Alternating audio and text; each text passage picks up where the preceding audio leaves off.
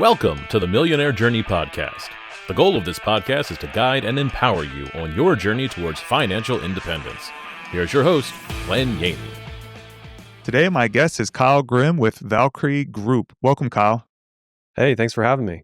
Yeah, I'm glad to have you on. I've been following you for a little bit on LinkedIn, and I guess I saw you on School or the mastermind group we're in, and the I thought I've seen you online a lot, and I guess you haven't been online in 7 months, so it still works out. I guess that's a good thing about social media is you kind of get to know people without really knowing them. So it's Yep. good to have you on. Yeah, no, it'll be fun. Yeah, we were talking a little bit ago about just social media. You never know who's watching you or what you're putting out there. So some of my stuff is still floating out there. I should probably be taking down, but that's all right. Yeah, awesome. So if you could just tell us a little bit about yourself.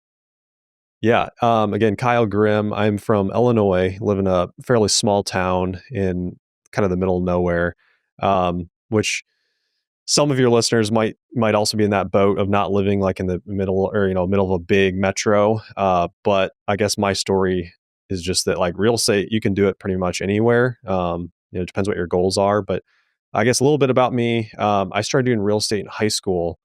I never really had a clear path of going to college to be an engineer or doctor or anything like that. My dad set an example for me. He never went to college. He was kind of an entrepreneur.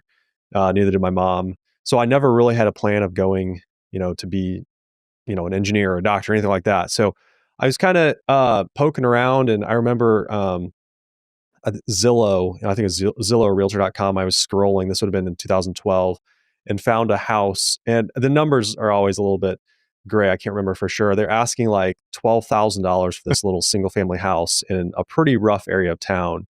And I remember talking to my dad and being like, "Hey, you were in real estate back in your 20s and 30s, and you've always told me you wished you would have kept all of your rental property. What if I try getting into real estate?" So he's like, "Hey, that's a great idea. I'll help you get started." So I made an offer for like $5,000 on this little house. I mean, we're talking shotgun style, pretty much gutted. Nothing worked. The plumbing, wasn't working. Some of the electrical needed upgrading. But anyways, they accepted my offer. And so here we go. So that was my intro into real estate.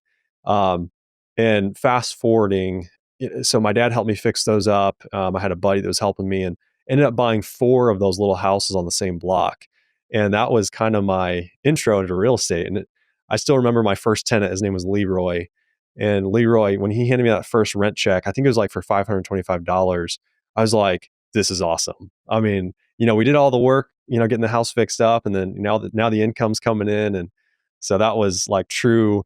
That's the first time I experienced like passive income, if you will. So from there, I've dabbled in a lot of different things. I know I should have focused more early on something, but I don't know. Everyone has their own journey, and Yeah. I started buying. I moved to St. Louis for about a year and a half or so, and I was buying some duplexes down there.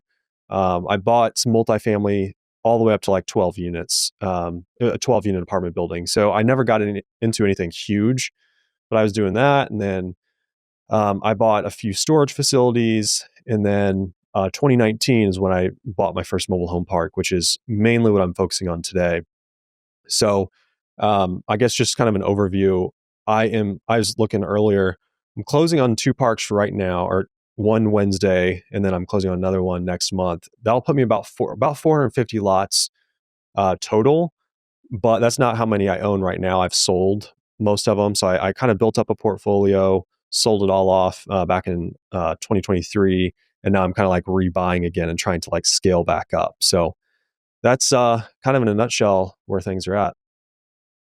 Yeah, definitely. And I can tell you there's a value of taking profit off the table and being able to readjust what you're doing for sure. We have that, we held on through a lot of our properties, and, they might not, they're cash flowing strong, but some of them might not be worth what the peak amount was. So it's like you think to yourself, man, what would we do with that amount of equity back to us at this time? Yeah. And you think the long term hold is the answer, but you're like, well, if I would have had the $1 million of profit or whatever the number was that the peak number was, it would have been reallocated in a better position for the Yep. distressed market that we're somewhat in right now. Yeah. And that's kind of exactly what I would have told myself 10 years ago or 10 plus years ago when I started was I've never raised capital from investors. So everything I've done is like I'm trying to work with the money that I have. I borrowed a little bit of money from family, but I haven't syndicated anything. And I've been kind of forced into a position of selling. Like I get to a certain point, and then it's like, well, I can't really buy more unless I, potentially sell or maybe refinance some things. And kind of back in that peak of COVID money, everything was just going through the roof. Someone made me an offer on, well, I had 5 parks. One of them, crazy story, I sold it like 4 months after I bought it for double what I paid for it.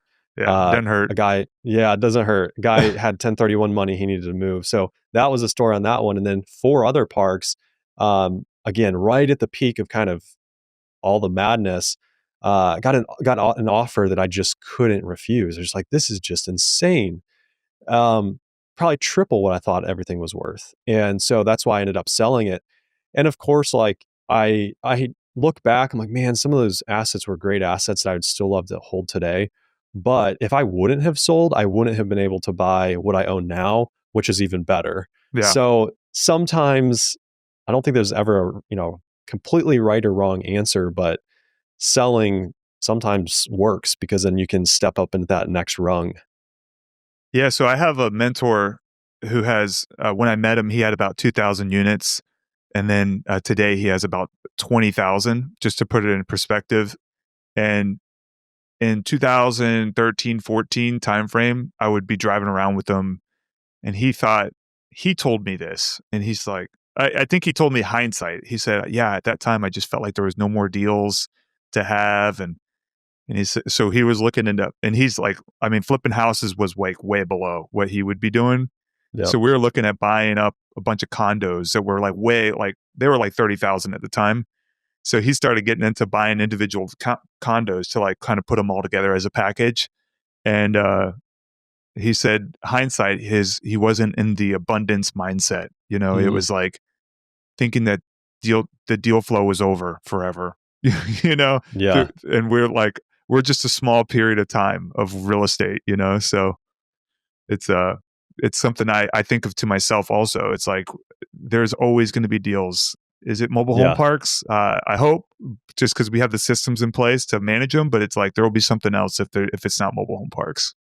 Yeah, and I mean that's what's fun with real estate in my opinion is there's just so many avenues you can take, so many different things and strategies.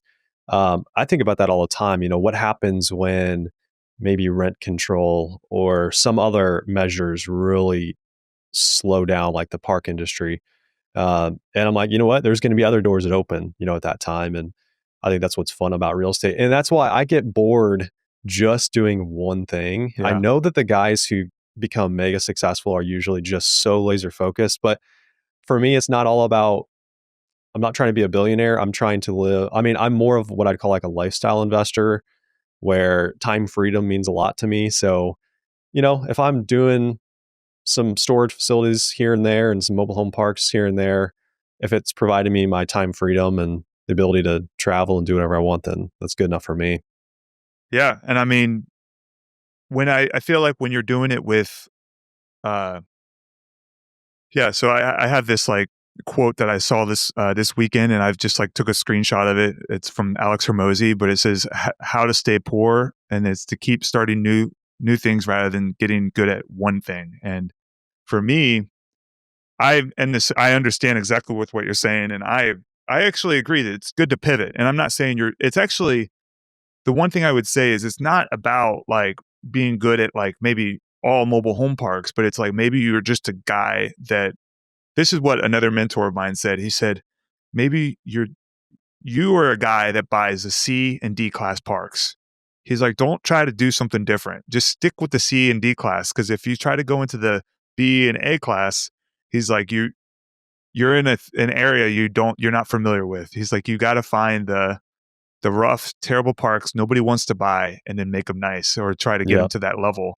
And And for me personally, like we are, just stabilizing our current portfolio, and I find myself being distracted. Like I'm just like, man, what else can I do? And then I'm like, well, if I just focus on this vacancy problem we have, then maybe it'll make more money doing that, which is boring work. Like it's like constant conversations. I was late to our call talking with my leasing manager, figuring out how we can focus on getting more leases over the weekend and stuff like that. And it's just the stuff that's like it's tough to work on, and it's good Yeah. for like big large corporations. They have like levels of people.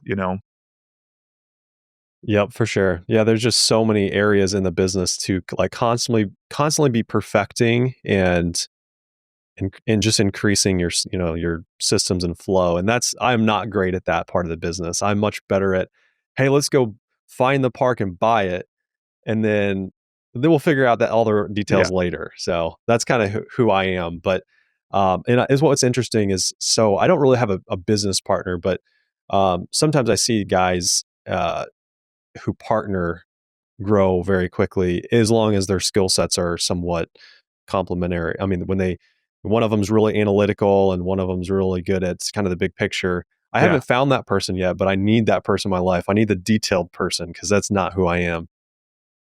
Yeah. So Alex Ramosi talks about this also. He said that when you bring like, and I have a mentor, he pretty much talks about like having it's you can hire the person is what it turns into. It's like there's somebody out there, and the good thing about what you have going is that you have 450 units, or you're going to have 450 units. You have the revenue to pay the high. You're starting to get to that level of high quality staff Yeah. that you get. I was thinking about that this weekend also with the uh, everybody kind of is like, oh, it's not about the size, it's about, how much you make on per unit. And it's like, I mean, I get that, but it's like, but if you have 2,000 units, you can hire very qualified people to manage your Yeah. stuff. And it becomes a lot easier. Yeah, that's huge. I mean, that's another thing I would tell myself 10 years ago is there's nothing, again, it all depends on what your goal is. If your goal is just be a small mom and pop, landlord, that's fine. But I mean, I started like literally, I still have my construction trailer parked at one of my properties with all my tools in it and all that stuff. Cause like it started out where I was laying the flooring and the carpeting and painting and drywall and all the stuff. And you just get to a point where you run out of time. I mean, you can't Yeah. leverage your time enough when you're doing everything yourself. And so that's something I've had to teach myself because I am naturally like a do-it-yourself type person. And that's how my dad is too. Very much like, oh, I'll just do it myself. I'll go mow all the yards because I can save $20. Yeah. But the bigger I've gotten, the more I've realized like you have to hire people. Um, and hiring the right people is game changer. I bought a 100 unit park October of 2024, and it's kind of a long story, but um, that park has been it kind of just like it set me up for like a new reality of like what's possible, because when I bought the park, yeah, it's way bigger than anything else I've ever bought before, and it had enough income to support the staff I needed. And so I actually inherited a manager who'd been managing the park for about 15 years, and she is an absolute rock star. Yeah. And I'm paying her. I don't, I guess I won't disclose exactly what she's making, but she's getting paid very well. Um, but it's worth every penny because she deals with everything. I mean, I don't even hear about, what's going on with some of the drama, or if a tree limb falls down, she's already got the tree guy there taking care of it. And it's just fantastic. And if you don't get to that level where you can afford to pay those people, you don't even realize, like, you don't know what you don't know. And Yeah. that was me a year ago. Hey guys, if you want to learn more about our deals we're investing in, go to our website and sign up for our free ebook, 10 Reasons Mobile Home Parks Outperform Other Real Estate Investments. We won't spam you. We'll just keep you updated on the podcast and the deals we're working on. Now, back to the show. So you just you found a storage unit. How do you manage a storage unit and mobile home parks? Like, how do you go about with the operations on that? So the way that we're set up right now, I actually have hired third party management for the storage, and I only have two storage facilities right now. I think it's probably little over 200 some units. So nothing huge. But the way that we're operating it is I have a girl that works for me like full time as somewhat of a assistant slash property manager. But the storage facility, we run all of them through a software called Easy Storage Solutions. And then we had like kind of a in-house, we were taking all the phone calls and things like that. But then we recently, when I decided, hey, let's really focus on parks, we hired third-party property management that does all the storage facility stuff now. So they take all the calls, they deal with the auctions and, leasing units and all that. So right now, my time is pretty much all spent on the parks. So where are you at before you make these two purchases? Like how many units? Well, let's see. I have some notes here. Let me see if I can. So, well, I'm closing on 95. Let me see here. Let me pull my calculator out here. So, 5 plus 8. Oops. So we're closing on 113 lots. So, I mean, just call it we're at like mid 330, 340, somewhere in there right now. Awesome. So, yeah, I would say for us, when we got to about 200 is when we started feeling like we were having issues with getting really what we wanted out of the property management company. And then, but I would say that's not a common. I think it was I would argue the issue that we ran into was that we were trying to squeeze the property management too tight. Yeah.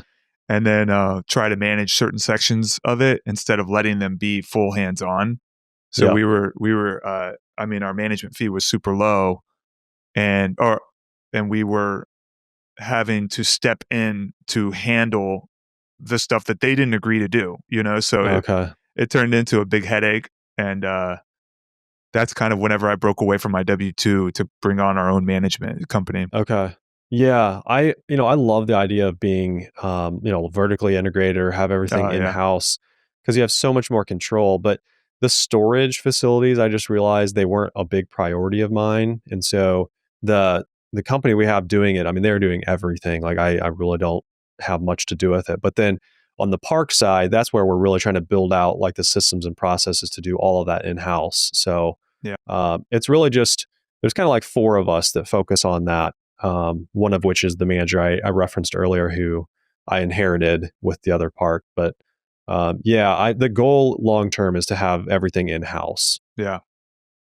Yeah. I mean, I would say that with a good management company, you can kind of stretch it out as long as possible. You can see where the, focus on acquisitions and really live we're buying these properties for passive income. And, when you go out and start managing things yourself, it turns into a full-time job for sure. And, Yeah. I would say there is a time to do it. And I think everyone's understands it. Like they see it and they're like, okay, I guess it's time. But, being happy in the moment is also a good thing, just thinking that Yeah. I got to be somewhere else or I could be, it's, if you're happy with the company, it's great. Yeah. I mean, we'll see what happens. I just storage after I sold off my park small portfolio I'd built back in 2023. I was like, you know what, I'm gonna switch or I'm gonna focus on storage facilities, and I'm gonna buy 100,000 square feet of storage. And I didn't get very far down that road when parks kind of just like creeped back into my life because I realized I'm decent at doing it. Like, there's you start to realize what you're good at, and parks are something that I don't mind dealing with. And the thing about storage that I still can't quite get bought in on is just how easy they are to build and how much new supply is coming on the market. It just makes me super nervous. Yeah. And I think that I've realized that storage, like if you're buying in really hot markets, it's different. But like where I'm buying, which is more rural, if another facility pops up down the road, it can really have a blow on your business, which is something I'm actually dealing with right now. My larger 142 unit storage facility is in a small town, like we're talking 1,000 people, and I just got word a couple of weeks ago that they're building a brand new storage facility right down the road, and it's going to have fences, gates, lighting, cameras, and my facility is a fairly low quality facility. So, my business could be somewhat wrecked, after that Yeah. one comes online. So that's what I love so much about parks is just, the fact that you're just not building more of them, Yeah. especially in town. So I love the supply and demand there of, the demand is going up for parks, but the supply is actually diminishing. So I love Yeah. that. There's like, somebody was talking to me about this yesterday, and I don't think a lot of people realize like it is almost impossible to get a mobile home park built. Like, and it's, if it was easy, then there'd be people doing it. But like even the top operators are like, you might as well be building a subdivision if you're going to be doing that. Yeah. And go ahead. Well, Ryan Naris, Yeah. I'm a part of his group there, and he's shared, he's taught me a ton. And one thing he's trying to drill through my head is like, yeah, stop thinking about development, because I'm all excited because this 100 unit I bought back in October came with, I forget, it's like around 28 additional acres Mm, that's pretty much ready to go to be developed. And I actually have the future plans laying beside me. This park that I bought, it's 100 units, but the plans are showing like 450 lots or something like that.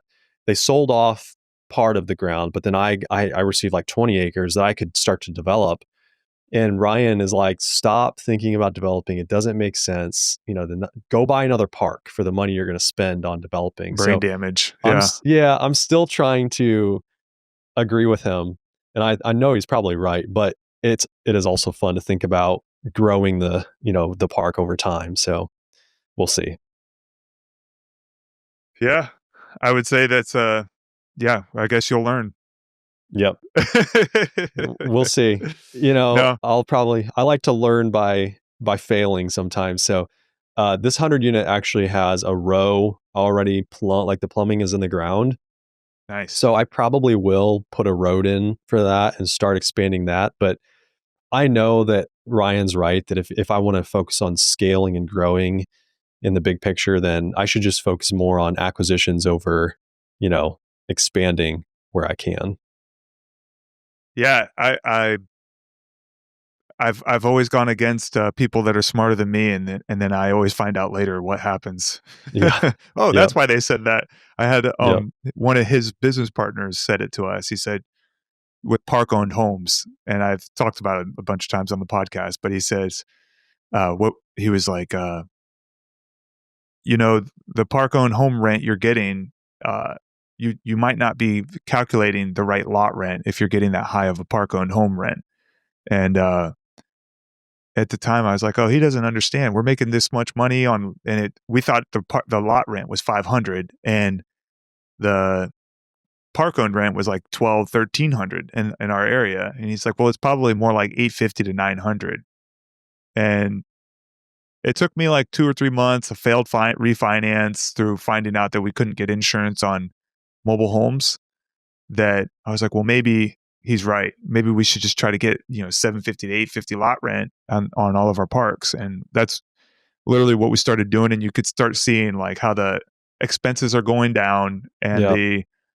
uh like the NOI is going up. Like, oh, we have more money in our bank account now. It's like Yeah. amazing how that works. It's Oh like yeah. somebody with 4,000 units is telling me, when we had about, I think we're at like 350 at the time. And he was like, "Yeah, you shouldn't do that." And we're like, Yeah. "Oh, maybe we'll teach him." I know. I am a culprit of that, of thinking I'm smarter than these guys, and I am not. A guy, his name's Sean. He's in Tennessee. He's in like the Knoxville area, and he owns a lot of parks. And he told me, I called him once, and I was like, "Hey, I'm looking at buying this park. It's local to me. It's 41 lots. It's 41 park owned homes, and they're all pretty rough." And he was like, we were talking about kind of the price I was thinking about paying and stuff, and he's like, what you're forgetting to underwrite is the brain damage that's going, that these park owned homes are going to cause you. And I ended up doing the deal anyways without Yes. really listening to Yes.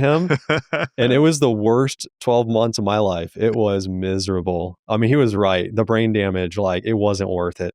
I ended up selling the park, and I mean, we held it for like a year, and I mean, we did okay on it. We made money, but was it worth the brain damage? Probably, probably not.